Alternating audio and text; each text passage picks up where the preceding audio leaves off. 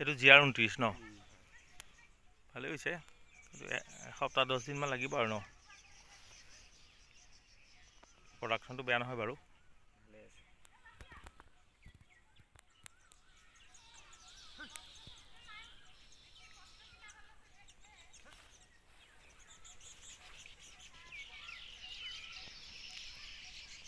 এইটো বড়ো খেতি।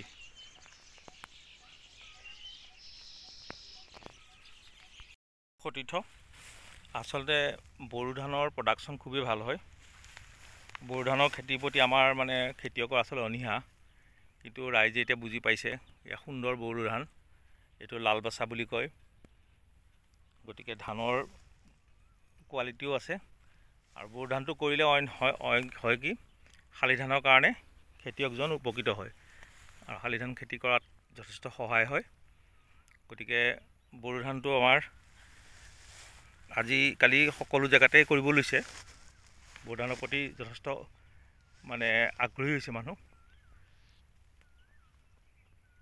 এইবাৰ বড়ো ধান খেতি কৰি যথেষ্ট ভাল লাগিছে, আৰু আচলতে কষ্টৰ ফল মিঠা বুলি যে কয়, বড়ো ধান খেতি কৰি যি কষ্ট, সেই কষ্টটোৰ আচলতে প্ৰডাকশ্যনৰ ওপৰতহে খেতিয়কৰ মানে ফলটো পোৱা যায়।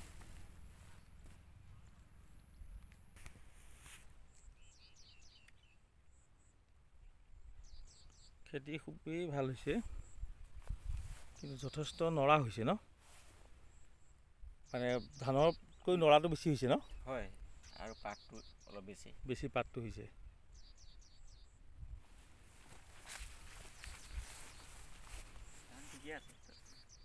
আচলতে বড়ো ধান খেতিটো যথেষ্ট কষ্ট হয়। একদম মানে যেতিয়া কঠীয়া ৰোৱা হয়, কঠীয়াৰ পিছত বাচ্চাৰ নিচিনাকৈ তাক মানে গুৰিৰ পৰা আকৌ মানে ফেনাকাৰ নিচিনাকৈ ফেনিকিব লাগে, ফেনিকি পেলাই আৰু বিশেষকৈ নিড়ানিটোত খুব গুৰুত্ব দিব লাগে।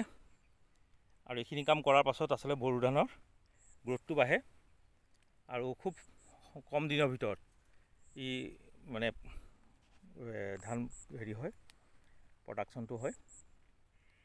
গতিকে বড়ো ধানটো মানে শালি খেতিৰ নিচিনা নহয়।